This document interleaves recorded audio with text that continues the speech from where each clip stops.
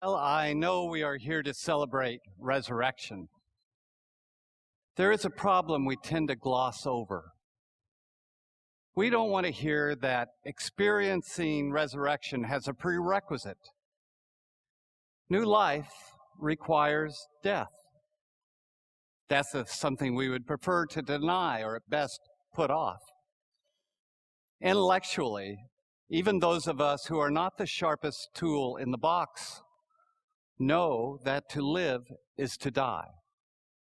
Nothing lives forever. No matter how often we visit the gym, no matter how many of life's pleasures we forgo to advance our longevity, few of us will ever receive a letter from the Queen on our 100th birthday. Now, if we were swans, infamous for their belligerence, we might live to 102. If we were happy as a clam, we might make it to 405, like one found off the coast of Iceland. If we were content to live a isolated, lonely existence, barely growing in order to survive in exceedingly harsh conditions, we might live as long as a Bristol cone pine. One was discovered to be 4,900 years old. Of course, we could opt for suspended animation. There is a bacterium that was in stasis in sea salt that was 250 million years old before it was revived. But few of us are willing to wait so long to get a new life. Eventually, we are alive. If we are alive, we will die. This existential reality is the fly in the hearty soup we call Easter. We don't like the prerequisite. My evidence is attendance figures. Easter Day is a lot more popular than Good Friday. Furthermore, it is why so many people get upset with theologians and preachers like yours truly, who suggest that Jesus' resurrection was not a physical bodily resurrection. I hate to be the one to break it to you. Jesus did not physically return from the dead, even as a Holy Ghost. Theologians for many years have tried to explain that resurrection is not resuscitation. Lazarus was resuscitated. Eventually, he was put back in a tomb for good. Resurrection is not about turning upside down the laws of nature. I know the post-Easter stories of Jesus having a fish fry on the beach with his mates, breaking bread in Emmaus with grieving friends, and entering locked rooms to have a reunion with fearful disciples suggest otherwise. But Jesus, the man, died and stayed dead, just like the rest of us will someday. Having no evidence to the contrary, and because it is a comforting thought, I grant the possibility of some kind of afterlife. But the Easter story is not about having an afterlife. Afterlife is not the same as resurrection or new life.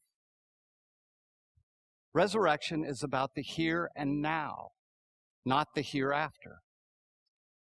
Resurrection is about how we live fully now, the life we have, not about getting a life after death. I know you may not be enraptured to hear this. We really don't want to die.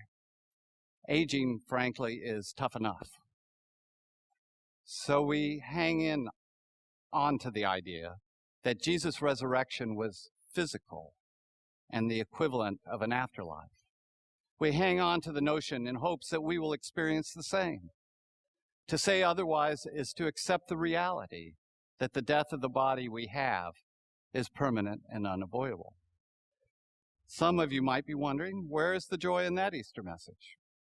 My answer is that resurrection is way better than resuscitation.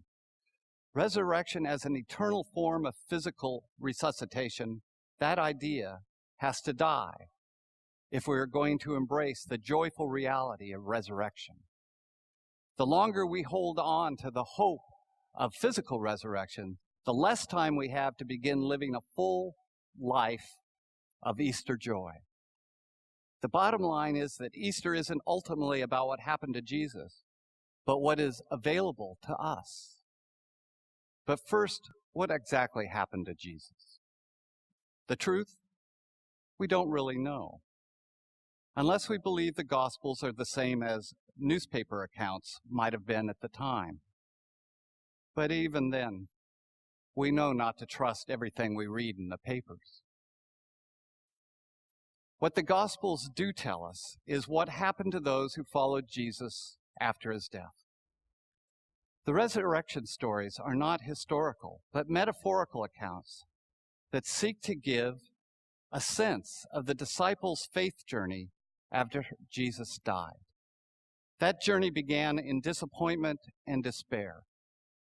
The life they planned on those 3 years following Jesus was not to be.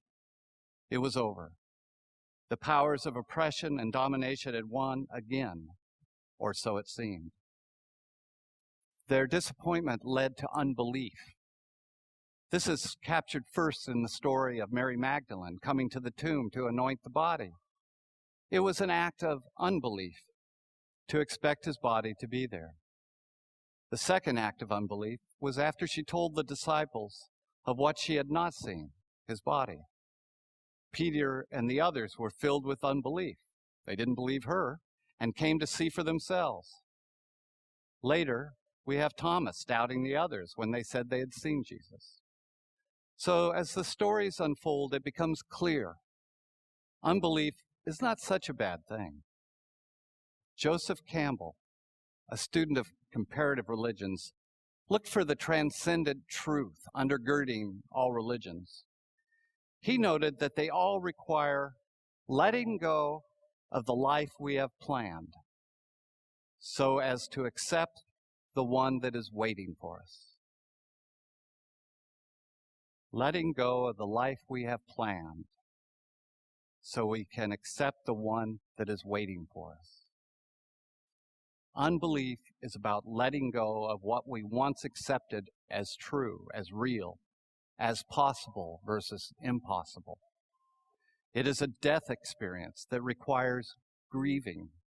Not only did the disciples mourn the loss of a dear friend, they had to mourn the death of their belief that Jesus was a political Messiah who would overthrow Rome. They had to mourn their lost opportunity to help him rule this new kingdom he had talked so much about. His death had killed the life they had planned.